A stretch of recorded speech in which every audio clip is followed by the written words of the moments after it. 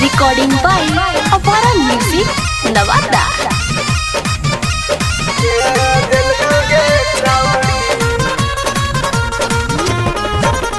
नवादा के मिलवा तोरा के घुमैल कगे छावड़ी तोरा के घुमैल कगे छावड़ी तोरा के घुमैल कगे छावड़ी गरम हकौ जिलेबिया तोरा के दिल कगे छावड़ी माई के चुनरी लेके तोरा के दिल कगे छावड़ी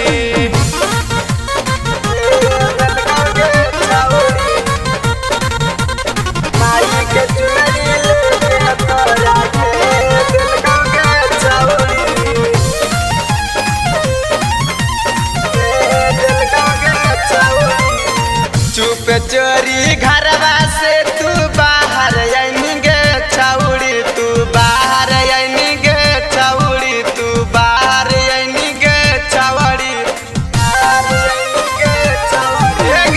चुप चोरी घरवा से तू बाहर आईनी गे छावड़ी तू बाहर आईनी गे छाउड़ी तू बाहर आईनी गे छावड़ी गरम जिलेबिया कौ तोरा के दिल कगे छावड़ी गरम जिलेबिया कौ तोरा के दिल कगे छावड़ी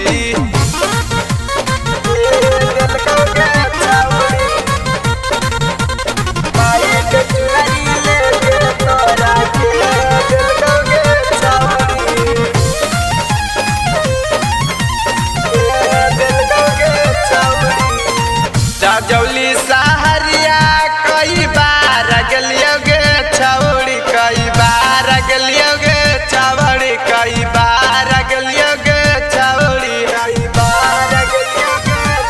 सुन गे राजौली सहरिया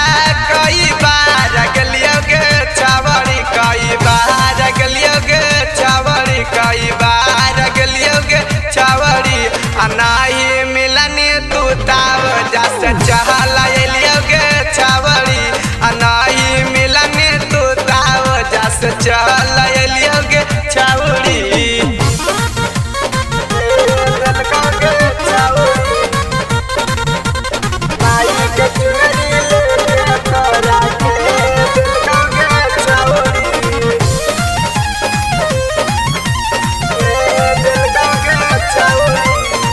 गायक सुभाष से तू काहे लजनी गे छावड़ी हे गे काहे लजनी गे छावड़ी हे गे काहे लजनी गे छौड़ी